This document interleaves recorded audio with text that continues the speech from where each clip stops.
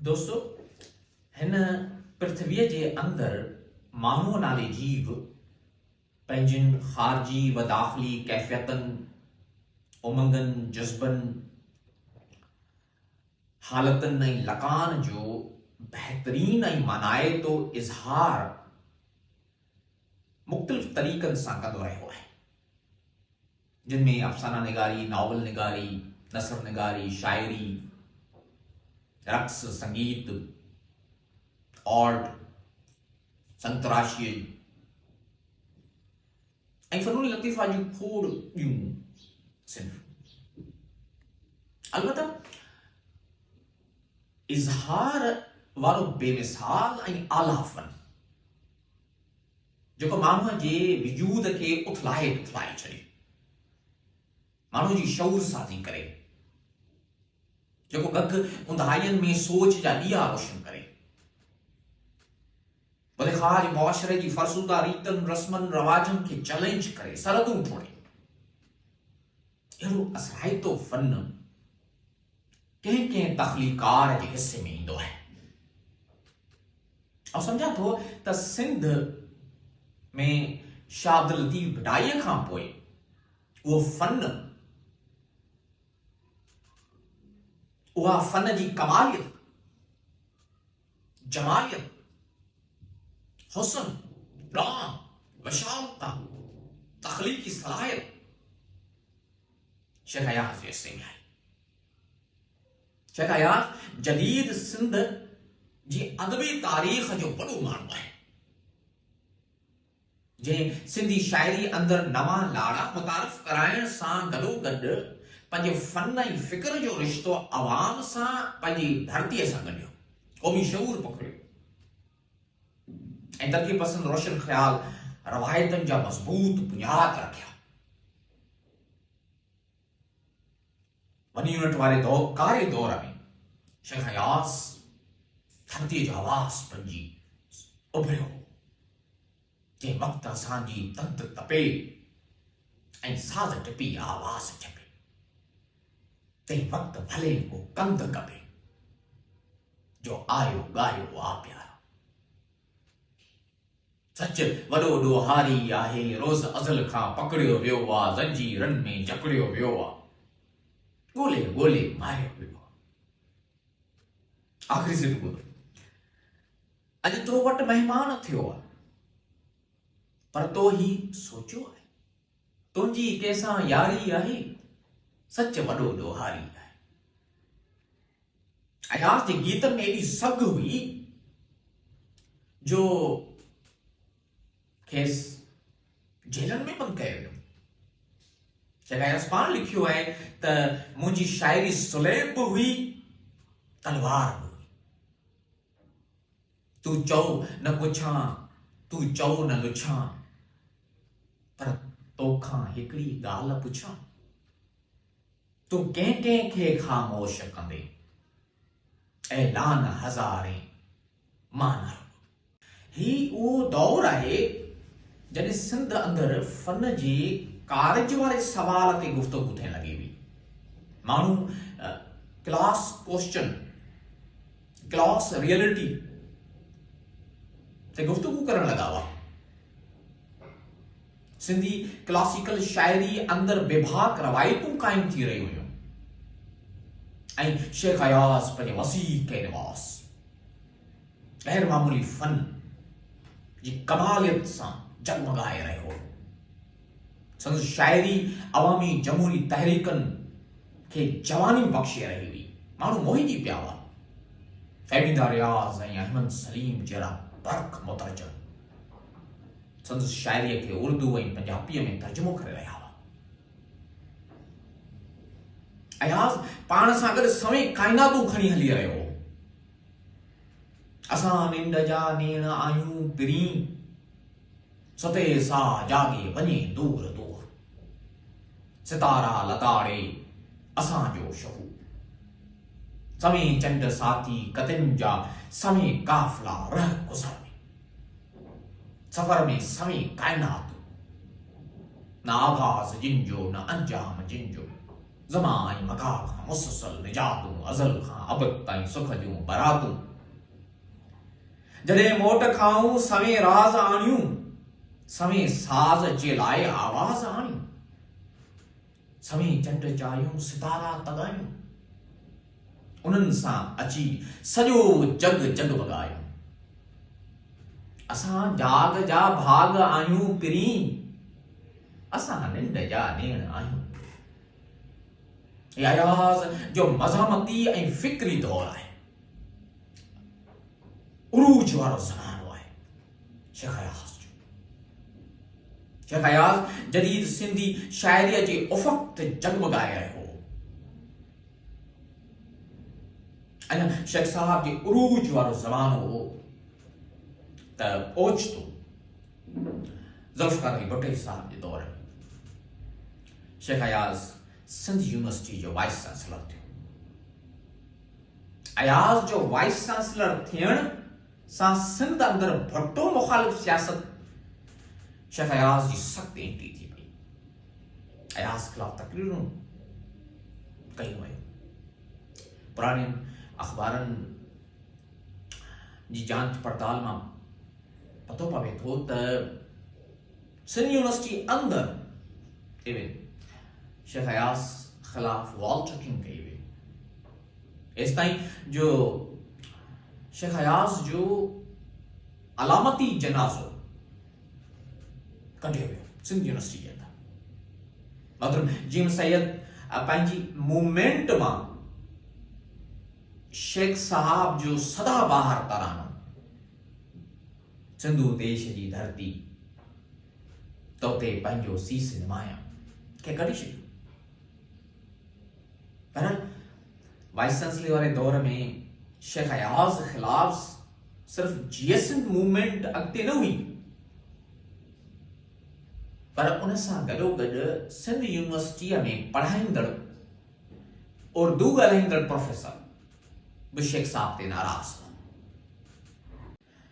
उन्हनि में बर्ख तारीख़ नवीस डॉक्टर मुबारक अली बि शामिल हो डॉक्टर साहब जो हिकिड़ो छिड़काईंदड़ इंटरव्यू मुझे तर्जुमे कयल किताब तारीख़ ऐं क़ौम परस्तीअ में मौजूद है डॉक्टर साहब मौजूद त सिंध यूनिवर्सिटी में पढ़ाइण दौरान शेख अयाज़ मूं ते वॾो ज़हनी टॉर्चर कयो मूंखे मुअतल कयो वियो मुंहिंजी पघारूं बंदि कयूं वयूं डॉक्टर साहब मौजूद शेख साहब जी शख्सियत मंझि तकबर हो आकड़ हुई उन खां सवाइ डॉक्टर मुबारक अली पंहिंजे इंटरव्यू में जेका ॾुख जहिड़ी ॻाल्हि कई आहे ऐं छिड़काईंदड़ ॻाल्हि कई उहा ही आहे त मिलिट्री डिक्टेटर जनरल ज़ियाउल हक़ जॾहिं भुट्टो साहब जी हुकूमत ते कब्ज़ो कयो त शेख अयाज़ जा आदर्श रात पेट में तब्दील थी विया शेख अयाज़ जो नज़रिया पाकिस्तान जो शदीद मुखालिफ हो उहो नज़रिया पाकिस्तान जी तस्वीर पढ़ण लॻो मौलाना मौदूदी जा किताब यूनिवर्सिटी में रखिया विया डॉक्टर साहब मौजूद त तकबीर रिसालो जेको हिकिड़ी मज़हबी जमायत जो तर्जुमान रिसालो आहे तकबीर जे एडिटर सलाहुद्दीन खे यूनिवर्सिटीअ में घुरायो शेख साहब ऐं पोइ ॿिए ॾींहुं भुट्टो साहब जे ख़िलाफ़ जेको मवाद आहे उहो यूनिवर्सिटीअ में तक़सीम कयो वियो पढ़ो रोशनी पब्लिकेशन पारां शाया थियल किताब तारीख़ ऐं क़ौम परस्ती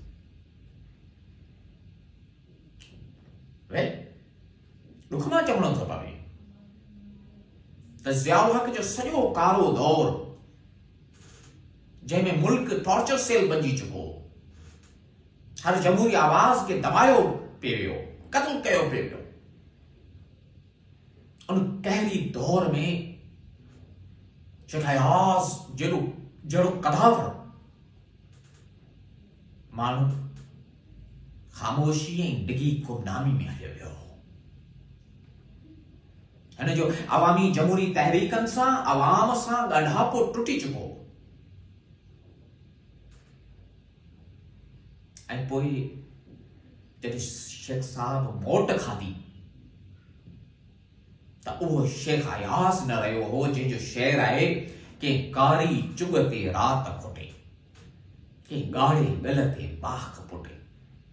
ईअं वक़्तु कटियो, ईअं उमिरि लुटी, सभु सांग सजायो आ प्यार।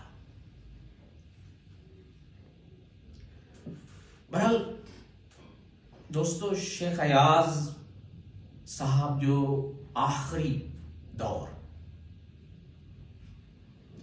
जंहिंमें शेख साहब पंहिंजी शाइरीअ मां मज़ामती, फिक्री, रोमैनवी ऐं इनकलाबी पहलू ख़त्म करे छॾिया। वो मुकमल तौर रूहानियत, वहदानियत वारे रंग में रंगजी चुको हो। हिन खां रण में ठरियल रात, कुंवारनि बदननि जी ख़ुशबू, मिटीअ जी महकार, मोहब्बत, मज़ामत ऐं परे फुटीअ वारो कैनवास विसरी वियो। शेख साहब जी शाइरीअ ते वजूदियत, रूहानियत, फरारियत ऐं फनाहियत वारो रुझान चढ़ी वियो हो। जीअं मज़हबी किताबनि में फनाहियत जो तस्वर आहे त ही काइनात फ़ानी आहे, हिते कुझु बि कोन्हे, दुनिया ढूंढ आहे। शेख साहब बि इहा ई तब्लीग करण लॻो हो। केतिरा सब्ज़ बाग ॾेखारींदे, धरतीअ ते हीं कंदासीं, धरतीअ ते हूं कंदासीं, थियो त कुझु बि कोन। अॼु तुंहिंजो जनाज़ो वञी रहियो आहे, सुभाणे मूंखे वञणो आहे। इन्ना लिल्लाहि व इन्ना इलैहि राजिऊन जहिड़ी माना खेज़ सिट न मूं शाइरीअ में ॾिठी आहे, न फ़लसफ़े में, न अदब में। ॾिसो किताब शाइरीअ जो सजदो, सिफ़ो नंबर 78। दुनिया में उन तरह जिंदगी गुज़ार, ॼण तूं परदेसी आहीं, तोखे मौत ॿिलीअ वांगुरु घुरे रहियो आहे ऐं तूं कबूतर वांगुरु अखियूं ॿूटे वेठो आहीं। शेख साहब पंहिंजे माज़ी में कयल ग़लतियुनि, नादानी खां तौबा ताइब थियण लॻो। हिन दौर में माफ़ी वठण लॻो। शेख साहब लिखे थो, मूंखे पंहिंजी नादानी जो एतराफ़ आहे ऐं उन ते नदामत बि आहे। मूंखे माफ़ी ॾे, या रब मूंखे माफ़ी ॾे, मूं केतिरी उमिरि ज़ाया कई आहे, तमाशाई बि रहियो आहियां। मुंहिंजो ज़ाती ख़्याल आहे त हिन दौर में शेख साहब इक़बाल जीअं शिकवा खां जवाब शिकवा वारी मंज़िल ते पहुची चुको। वो पंहिंजे डिघे आलमी मुताले, वसी सराजी व सियासी मुशाहिदे बावजूद पंहिंजे माज़ीअ खां, पंहिंजे आदर्श खां, पंहिंजे स्कूल ऑफ थॉट खां ऐं माण्हुनि खे जुमाईंदड़, नचाईंदड़, उत्साह ॾींदड़, मन में विलवलो पैदा कंदड़ शाइरीअ खां दस्तबदार थी चुको हो। शेख साहब पंहिंजी किताब में शाइरीअ जे सजदे में लिखे थो, मुंहिंजा ख़ुदा मूंखे माफ़ कजां। मुंहिंजी शाइरी उन बकरार जी गुफ़्तगू वांगुरु आहे जंहिंखे मूसा जी मौजूदगीअ जो एहसास कोन। हिते वाज़े रहे त शेख साहब जॾहिं पंहिंजे मकतब फ़िक्र तां हटी वियो ऐं रूहानियत में पनाह वरिती हुई त संदसि ज़ाती दोस्त मथस तनक़ीदूं करण लॻा त शेख साहब उन्हनि सां अणसिधी रीत मुखातब थींदे लिखंदो रहियो। हिकु हंधि लिखे थो, मुंहिंजो बहितरीन दोस्त अॼु मुंहिंजो बदतरीन दुश्मन आहे, छो त हू सम्झे थो त मां हिन जे आदर्श तां हटी वियो आहियां।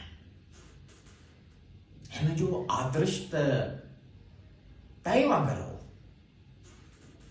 तूं दहरियो आहीं तोखे उन ते गुस्सो थो अचे त मां वहदानियत में एतबार छो थो कयां। ॾिसो किताब शाइरीअ जो सजदो। शेख अयाज़ पंहिंजे आख़िरी दौर में इब्न अरस्तू, नक्शे, मार्क्स, लेनिन, स्टॉलिन, माओ, होची समेत जदलियाती मार्जित ते ऐं कम्युनिज्म ते यकीन रखंदड़ माण्हुनि जो सख़्तु मुखालिफ़ बणिजी चुको हो।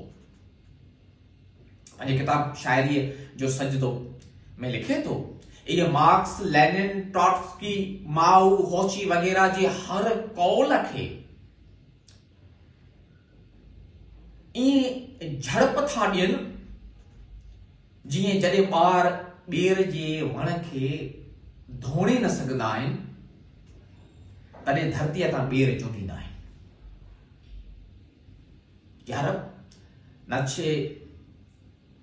यार जर्मन फ़लसफ़ी नक्शे जे तुंहिंजे वजूद जो इनकार कयो, उहो चरियो थी पियो ऐं पंहिंजे अंत ताईं चरियो रहियो। नक्शे मरी वियो, ख़ुदा उते ई आहे। जॾहिं रूसी इनकलाब दाख़िली व ख़ारजी सबबनि जे करे कमज़ोर थियो, बाद में डाउनफॉल आयो, त उन बहरान ते शेख अयाज़ तंज़ करण लॻो। हू पंहिंजे आदर्श जी हार ॾिसी मूं ते कावड़जी रहियो आहे, छो त मां हिन खे अॻे ई चवंदो हुयसि त तुंहिंजो आदर्श गटर में चंड जो सपनो आहे। ॾिसो किताब शाइरीअ जो सजदो, सिफ़ो नंबर 108।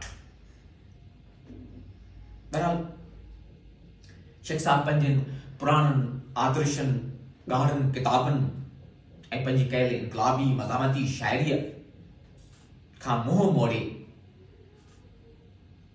ऐं पंहिंजे पुराणनि दोस्तनि ते जिते टिका टिप्पणी कंदो रहियो, उते खेनि दीनी नसीहतूं बि कंदो रहियो ऐं ॿिए तरफ़ उन दौर जे बर्ख तरक़ी पसंद कलमकारनि जे ज़िद में बि रहियो।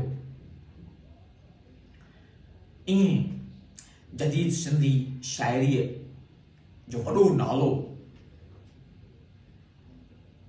रुहानियत जे घाटे वण जे हेठि वेही रहियो। अयाज़ जो वो सफ़र सही हो या ग़लत, इहो फ़ैसिलो पढ़ंदड़ कंदा, तारीख़ कंदी, हिस्ट्री विल जज। छा अयाज़ कंहिंजी मिल्कियत नाहे, उहो अवाम जो शाइर आहे। असां उनजे फ़न, तख़लीक़, उनजी शख़्सियत ते ॻाल्हाए सघूं था, बहस करे सघूं था। बाक़ी हिन ॻाल्हि में रती बराबर शक कोन्हे त शेख अयाज़ जदीद सिंधी अदब जे ओसर में बेमिसाल किरदारु अदा कयो ऐं जदीद सिंधी शाइरी शेख अयाज़ खां सवाइ अधूरी आहे। अयाज़ अमर हो ऐं अयाज़ अमर